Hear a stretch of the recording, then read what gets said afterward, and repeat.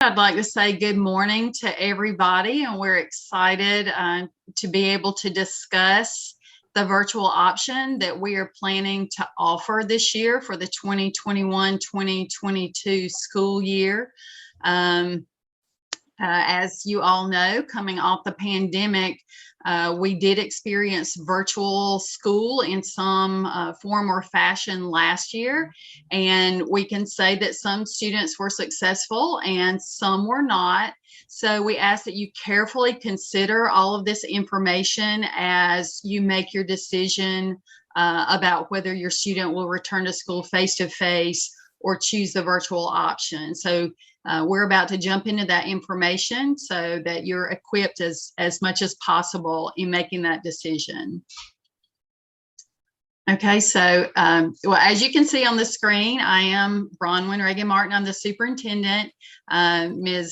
Story has already introduced our other folks, Ms. Tammy Kilgore, our high school principal, Ms. Linda Warren, our high school counselor, Ms. Angela Bell, middle school principal, and Ms. Charlene Morris, middle school counselor. And of course, these are critical people who will be leading this effort this year and who will be facilitating this process. So Ms. Story, if you'll move to the next slide.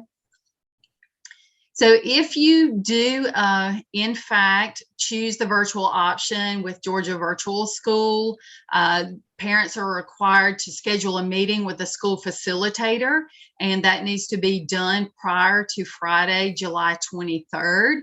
So to do that, if you would please send an email with this subject. So in the subject line, GAVS, that's Georgia Virtual School registration. And it would be either to Ms. Charlene Morris at smorris@early.k12.ga.us or Ms. Linda Warren at the high school, and that's lwarren@early.k12.ga.us, and that's to set up that meeting with one of those school facilitators. Okay, so the next requirement is to go through a course orientation. So once the student sets up his or her account and requests the courses with the school counselor, so making sure that they're taking the appropriate courses for them and their grade level, they will request courses. Then it goes to that school facilitator to approve the requested courses. So the school facilitator will handle that part. Then after enrollment, an orientation must be completed, and that is for each course. So for each course, there's an orientation, and the courses will not be available until the orientation is completed, and the courses will not be released by Georgia Virtual School until the date they are scheduled to begin. So this is the process, and the orientation must happen before they can start the course.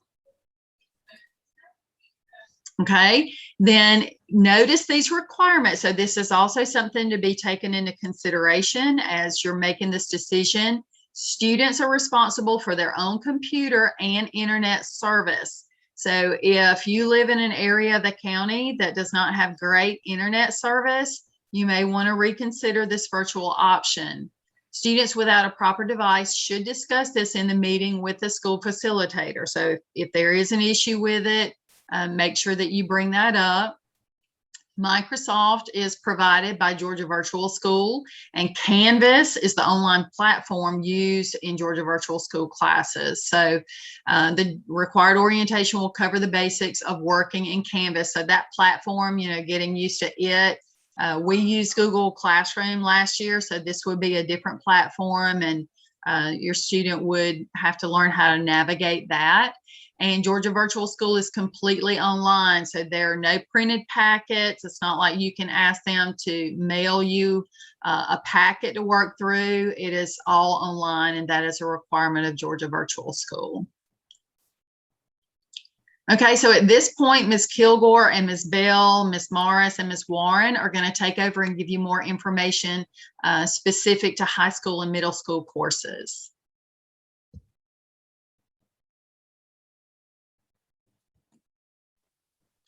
Okay, good morning.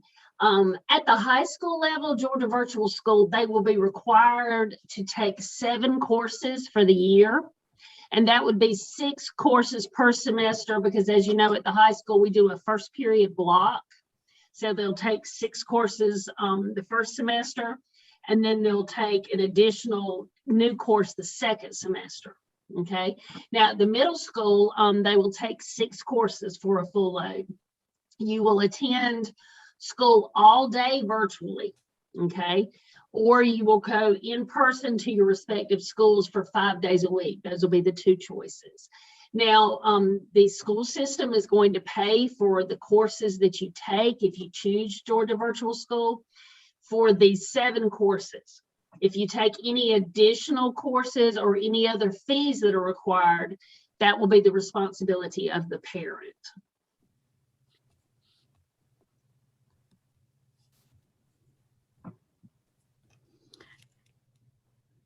As Ms. Kilgore stated, students will attend school all day virtually. There will not be an option for students to take some courses online and some courses in person at their respective school. Middle school students desiring to take more than 6 Georgia Virtual School courses, like the high school, should also contact the school facilitator, and any courses above the required 6 will be their responsibility of the parent to pay those additional fees.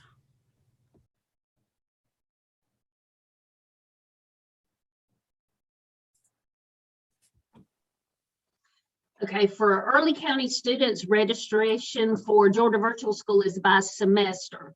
So in the next week or so, you will meet with the facilitator and you will go through orientation and register for classes. Now, once you have registered and started Georgia Virtual School, you will not be allowed to exit the program once the semester begins. You have to complete a semester. So that means if you begin Georgia Virtual and at the end of the first 9 weeks, your student is struggling and having a hard time, they're going to have to finish that semester. And then if you decide you want them to return to in-house classes, then they will begin that in January. So once the semester begins, they cannot choose to stop doing Georgia Virtual until the end of the semester.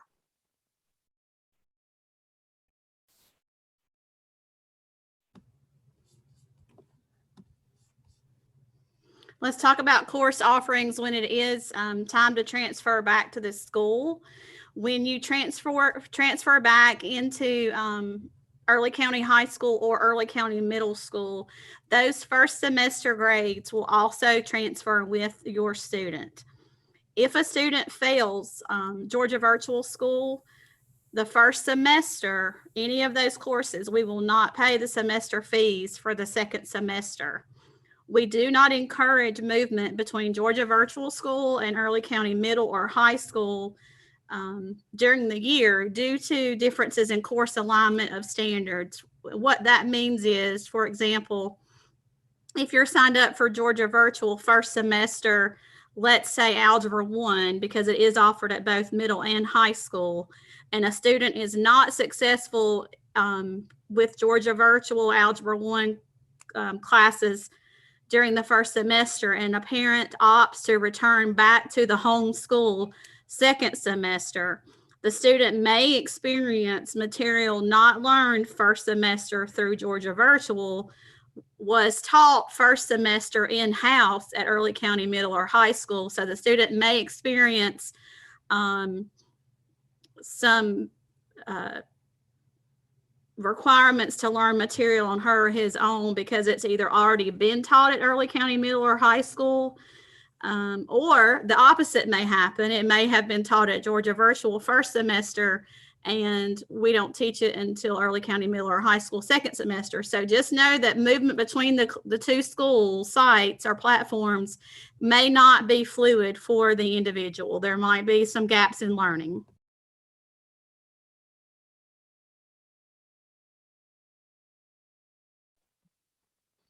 Okay, especially at the high school level, there the course offerings, electives that Georgia Virtual has are very limited, meaning that we want them to take electives at Georgia Virtual School that align with those at the high school, so that if they do decide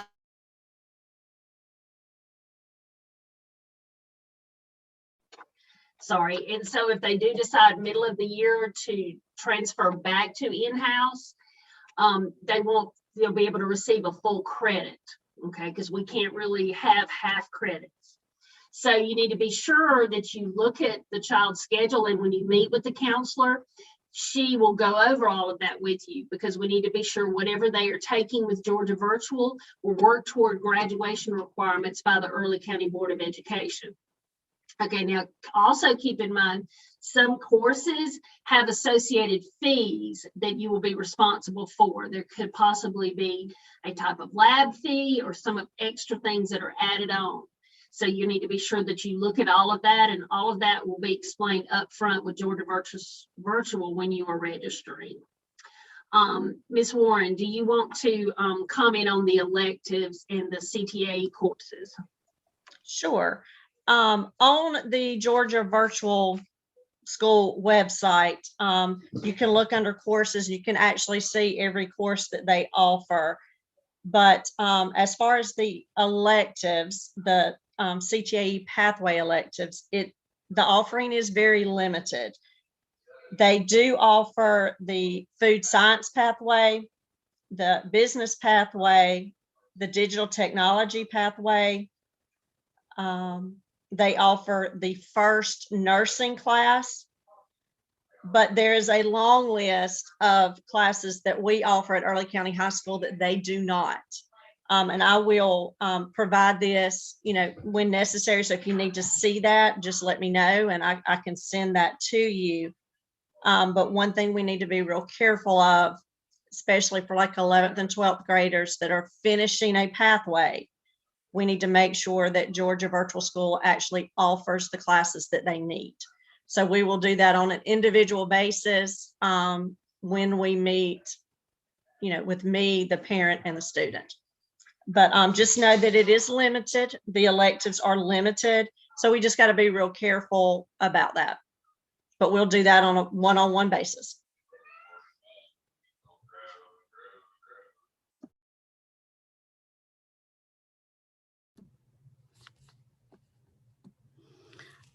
If you will notice, as Ms. Warren stated, Georgia Virtual has very limited pathways. It is on the parent and the student to ensure that the child is registered for courses and will receive the required credits that are needed to graduate. As stated earlier, some courses have associated fees that may be the responsibility of the parent.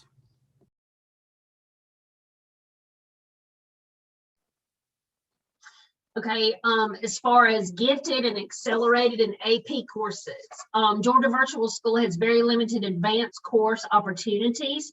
There are AP courses offered there, and we would ask that you would, as your main 7 courses, take advanced placement classes that are offered at the high school, which would be AP US History, AP Language, and AP Literature, because those would be some that would correlate if the student chose to return at Christmas after the end of first semester.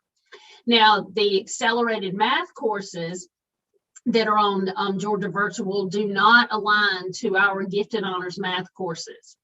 And so that will, there is no correlation there. Therefore, students will not be able to take the accelerated math courses on Georgia Virtual and align to the high school curriculum.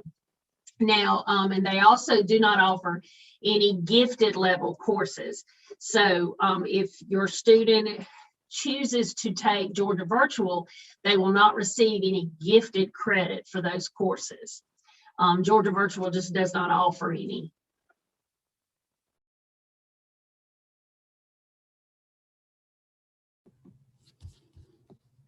It is very important to note that special education services, there's a policy with Georgia Virtual School that states that parents may carry out the IEP plan at home as much as possible.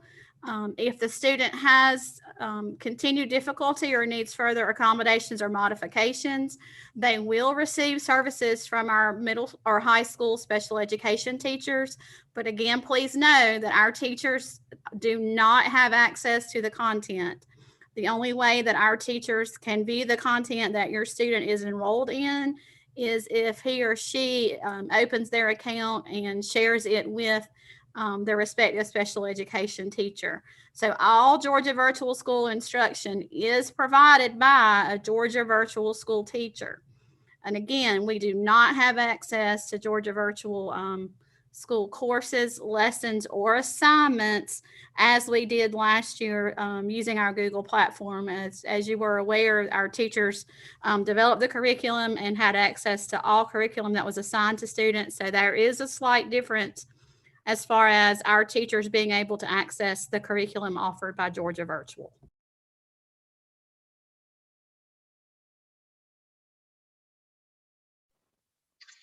Okay, as far as textbooks and lab fees, Georgia Virtual provides all the materials such as textbooks electronically for your students. And that's why it's vital that students have access to the internet that they need in order to access the materials.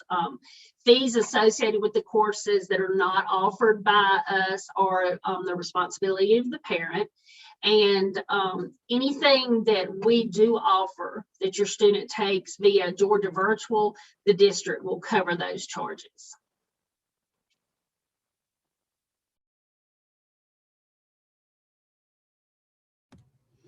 For attendance options, again, please note, as I stated earlier, the courses may not be aligned and the pacing may be a little bit different.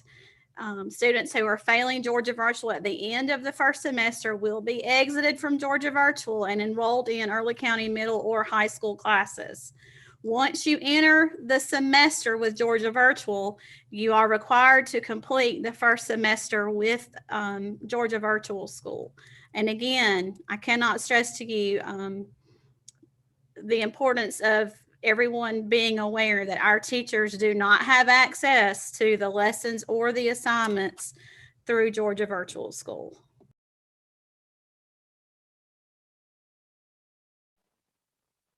Okay, as far as extracurricular activities, students who are taking the virtual school have the option to attend after school tutoring and Saturday school. We will offer tutoring at the high school on Tuesdays and Thursdays after school.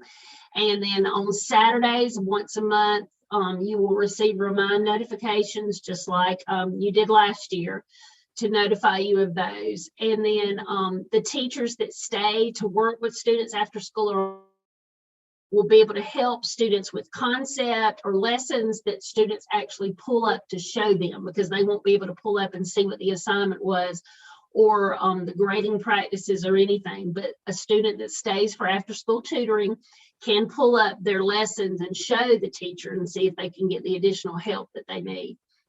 All of Georgia Virtual School students are enrolled at Early County High School technically, therefore they are allowed to participate in any extracurricular activities at the middle school as well as the high school. And you must be eligible to participate using the same eligibility guidelines. As far as the GHSA, you have to be passing all the majority of your classes. We have the no pass, no play, which means if they failed 2 courses last semester of our previous school year, they would be ineligible to participate in any sporting activities this next fall. So all of that would apply to the virtual schools as well as the in-house students.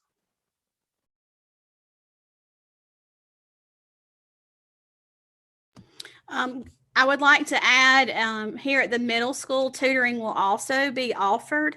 Our tutoring days will be Monday and Wednesday after school, and we will also have Saturday school. I would encourage teachers, I would encourage parents or students of Georgia Virtual School to reach out to our school counselor, Miss Charlene Morris, to arrange tutoring. If Miss Morris would communicate now how she prefers that parents reach out to her to request help for their student, or I would hope the student would be in charge of her or his own learning and reach out to Miss Morris. Will you please share your information, how you prefer they contact you about being scheduled for tutoring, Miss Morris?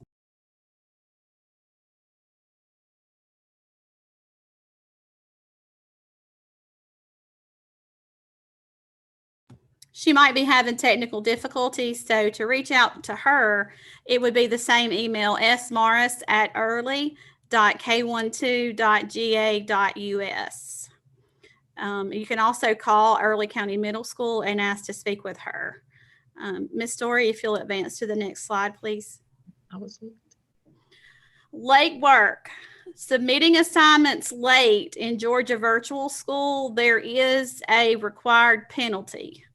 The penalty for fall semester or spring semester in the past has typically been 10 points per day.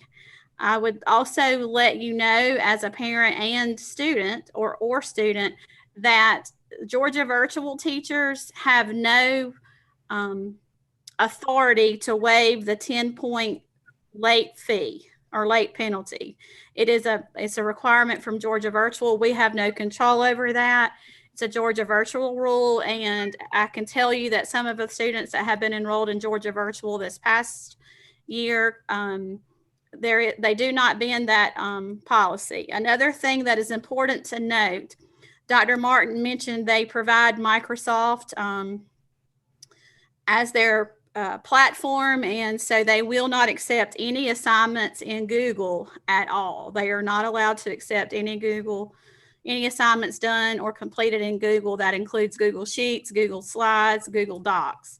So everything has to be done using the Microsoft platform, and you will also have orientation on how to use their online platform called Canvas. So there is some technology differences, although they are very similar to the platforms your students should be familiar with using. I would like you to know that there are some differences. I also would like to point out while the deadline is July 23rd to reach out to our school counselors, Miss Warren at the high school and Miss Charlene Morris at the middle school. If at all possible, I would encourage you to reach out to Miss Morris by Friday, July 19th, due to some other obligations that we have here at the middle school. So we want to get everyone registered for those courses as soon as possible. Thank you so much for your time and hearing our presentation. And I'd like to back that up. Thank you so much for listening to the information about the Georgia Virtual School option that we will be offering next year for middle and high school students.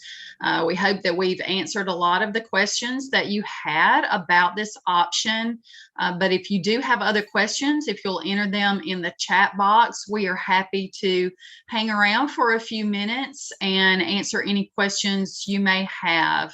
And if in the next few minutes there are no questions, you're certainly welcome to email either Ms. Morris or Ms. Warren and ask them specific questions to the school that your child will be attending next year.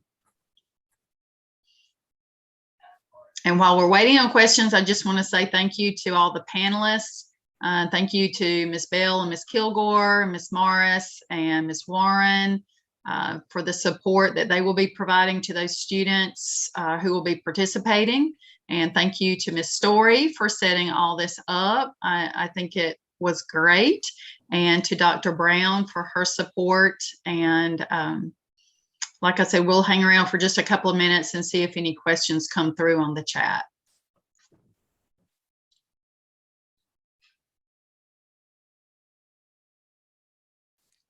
Dr.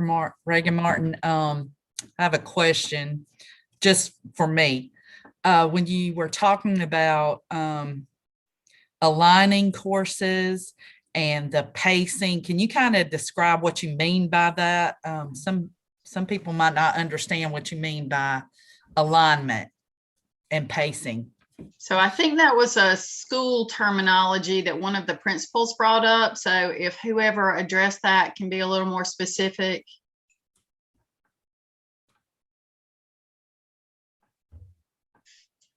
Well, what I do know, they're not speaking up, but what I do know, of course, is, we may be offering the same class, but our pacing may be a little different. So for instance, let's say I'm teaching American literature that I used to teach. I may be teaching something slightly different at Early County High School than they're doing at Georgia Virtual School. So, we want to make sure that as kids, let's say that they have some trouble and they need to transition back in, that they're able to transition back in smoothly, and that there's alignment to what they've been doing, let's say on the virtual school, and what has been going on at the high school. So that's what I'm thinking about. So Ms. Story, if I'm off, or if somebody else wants to jump in and kind of give a little more detail, I'm happy for somebody else to do that. We just want parents to understand, and I was an English teacher too. So like if you were having 9th grade and it's divided up in units, you do a short story unit and a poetry and a drama, and you do a novel. We just want to be aware that Georgia Virtual may do the poetry and the novel the first semester, and then they may do the short story second semester. We may not do it in that order. So it's possible your child could have a short story unit first semester and do real bad on it, and decide to come out of Georgia Virtual. And then when they start their 9th grade class here, they may get another short story unit, because that's the alignment that we have here. So we just want to be sure. Now, some courses like math, we would hope conceptually that they would, do the same type of things, but that's not always possible, especially in courses like geometry, where you have your proofs, and the order in which they do those may be a little different. So your child may miss something entirely if they switch, or they may get a repeat of something as well. So that's why Ms. Bell mentioned that there might be some gaps there. The science department would be similar in that it could pose a problem. Just for example, physical science has half of it is chemistry and half of it is physics. And you typically do one first semester and one second semester. Georgia Virtual might be doing it in a different way than we are, and that could cause some problems. So different areas could definitely have problems transitioning back and forth. And I think it's important to explain why that might be. Every school has autonomy in how they teach the curriculum and in what order. For example, while we are all following Georgia standards, every teacher has autonomy or department as far as looking at the standards and designing their curriculum map in the order of which they feel is best for the students. So that is why we're saying that Early County Middle or High School has the autonomy to design the curriculum map in the order that Ms. Story, Ms. Kilgore, and Ms. Warren and Dr. Martin mentioned, while Georgia Virtual may do, and they have the same autonomy. So while it is Georgia standards, they just may not be taught in the same order or progression at schools throughout the state of Georgia. So that's where the gaps I mentioned comes in. So I just wanted to clarify that. So there's a question about the difference between AP and gifted and honors. Now, and y'all jump in on this. I know, that if they take an AP course, they would get the credit for AP, but it's my understanding that other courses are not designated like ours are as gifted or honors classes. So I'm assuming, and again, I'm assuming, with my brief exposure to Georgia Virtual School, that students will not receive credit for a gifted course or an honors course if that course does not have that designation. And I don't know anything about whether they're gifted endorsed teachers or not, but I do know, there are regular courses and then there are AP courses. So if you want your child to be receiving those higher level courses, I would recommend the AP courses, especially the ones that we offer here at Early County High School. But Ms. Warren or Ms. Kilgore, Ms. Bell, any of y'all have anything to add to that? Well, just in real general terms, and I think sometimes people don't understand, advanced placement classes aren't really what you would consider falling under the Georgia standards. That is a national class, which means it is mandated by the College Board. It's the same people who do the SAT do advanced placement classes. So the teachers that are teaching that have been trained with the national teachers for the College Board. So that course is offered. There is a syllabus that teacher had to turn in to the national office that looks at the curriculum. So that course is considered nationwide. and the student takes that curriculum, and then they take a test at the end of the year that is set up under the same regulations as the SAT. And then if the child scores a certain score, different colleges will give them 1101 or 1102 credit in English or in history when they go. So that is the advanced placement courses. So we offer 3 here, and Georgia Virtual offers those same ones, and then they do offer additional ones as well. So that's why those advanced placement classes would be the same as far as the curriculum. Now, at the high school here, we consider the advanced placement class as a gifted honors course.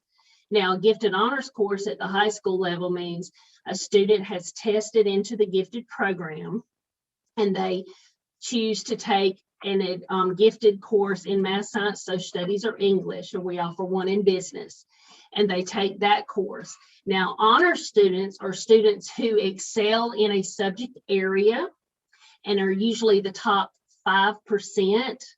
And they can also have teacher recommendation and have to have an A in the 2 previous courses in that subject area. And then if there's room in that course, they can be placed in that course with the gifted students for credit. Now, we offer those in each subject for each grade level here at the high school, but Georgia Virtual does not designate any of their courses as gifted courses. Because at the high school, in order to get gifted certification on their transcript, there has to be a gifted certified teacher who has taken the courses that qualify them to teach gifted in the state of Georgia.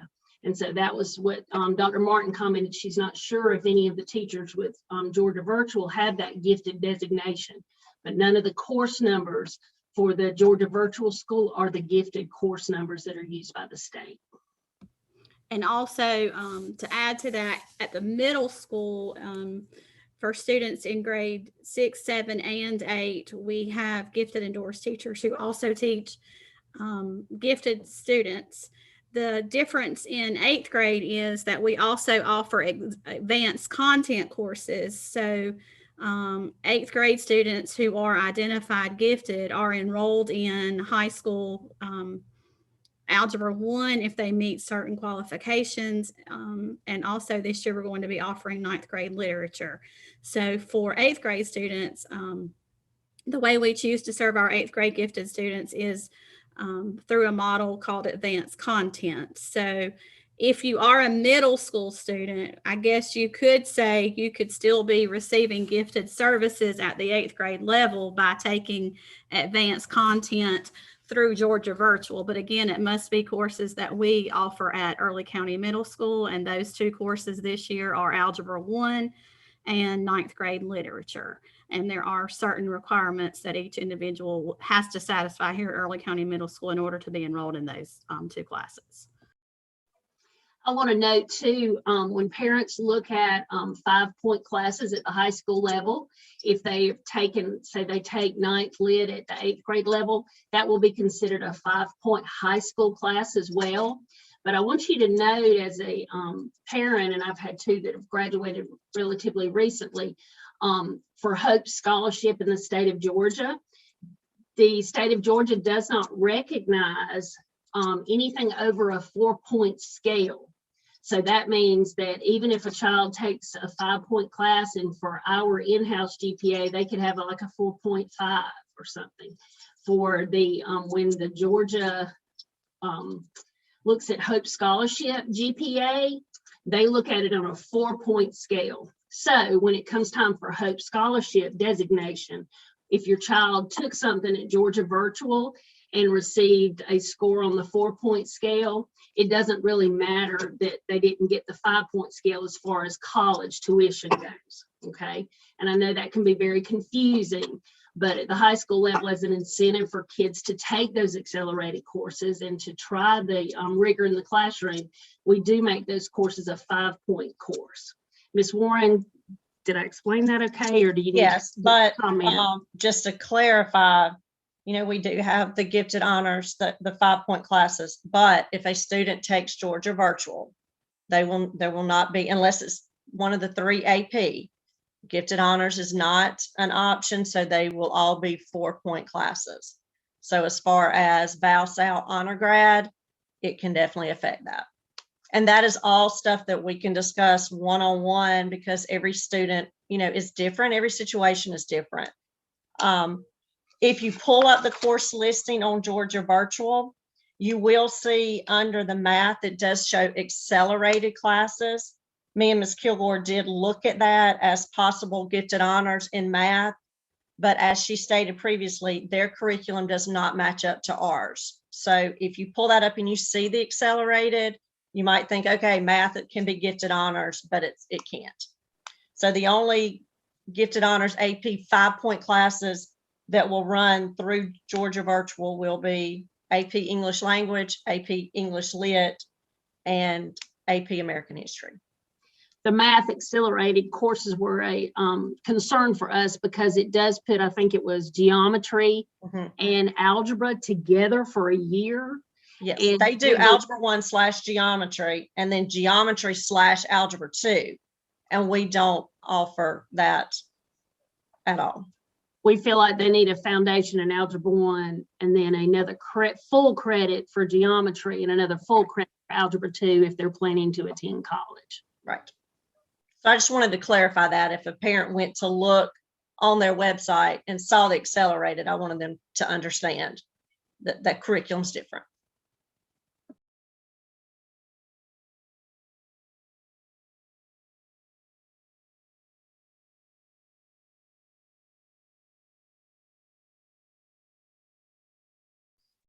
Well, thank y'all for explaining all of that. Those were good questions, and we may wait just a couple more minutes to see if any other questions come in. And again, you have the contact information of the panelists and the facilitators at each school. So if you have questions, finish with this and then you decide you have questions. If you're like me in the middle of the night or in the morning in the shower, you can reach out and contact these people as you have questions.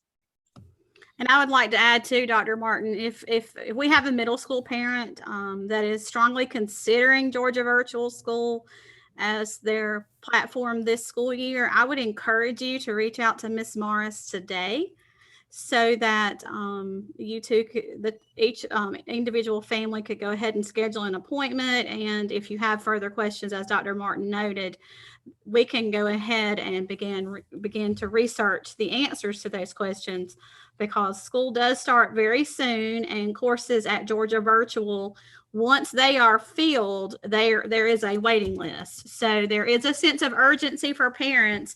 If you plan on enrolling in Georgia Virtual School, it's not as easy as deciding today and you get all the courses you would like. So they do have a designated amount of space.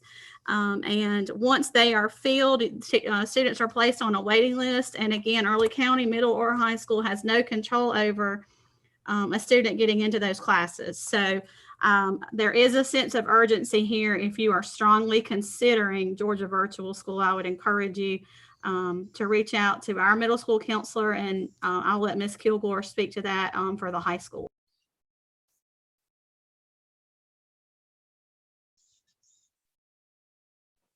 Yes, I would ask that you would please, you can email Ms. Warren. She is not in the office today, but she'll be back tomorrow. Go ahead and email her, and then she will return your call. Give her a good number where she can reach you, and she will touch bases with you, or you're welcome to call today or tomorrow and speak with me as well. However, I will tell you, for all scheduling, I totally defer to Ms. Warren because she does it all day and knows a lot more about that than I do. I do see another question. Ms. Story, can I go ahead and answer that one? Okay. As far as high school credit, and Ms. Bell would probably comment on that, if they take an 8th grade course, to the high school courses in the 8th grade, will they be considered gifted? And the answer is yes, if the child is designated as gifted, which means they have taken the gifted test and have been designated as gifted or qualified for the gifted based on the Georgia requirements, then on their transcript, those high school courses will be listed as gifted. Now, if Ms. Bell and them qualify a student to go in those classes as an honor student or challenge, I think is what they call it at middle school, they will also receive 5 points for that course as well for their high school transcript. Okay, so yes, those will correlate if they take the high school courses in-house. Now, once again, Georgia virtual classes, for the accelerated class, you know, she commented that they would be taken in as considered an accelerated class. However, for high school credit, it would not be considered a 5-point class because the course number would not correlate with a high school gifted course.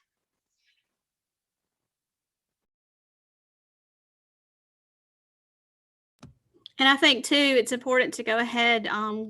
I would like any parent of an 8th grade student to know if they are choosing if they are designated gifted and are choosing the advanced content option, which would be those 2 9th grade courses. As Ms. Kilgore spoke earlier, she referred to Hope Scholarship. So it is very important that all 8th grade students realize that these 9th grade classes could possibly affect them long term. And so we really encourage that these students earn a B or better in those 2 courses here at Early County Middle School. And if they do not earn a B or higher, then we strongly recommend they retake those courses at the high school level. And you see Ms. Kilgore is nodding her head. So I just want all parents to be aware that simply satisfying the check mark for Algebra 1 at the high school level toward high school graduation requirements may affect them long term if the student doesn't earn a B or better. So that is something I want every parent to be mindful of.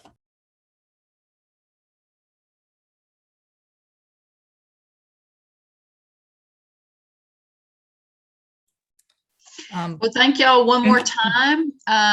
Tammy, were you going to close us out? I was just going to say we've been rocking along for about 45 minutes, and I think we've answered all the questions that were in the chat. But again, if you have any other questions, feel free to reach out.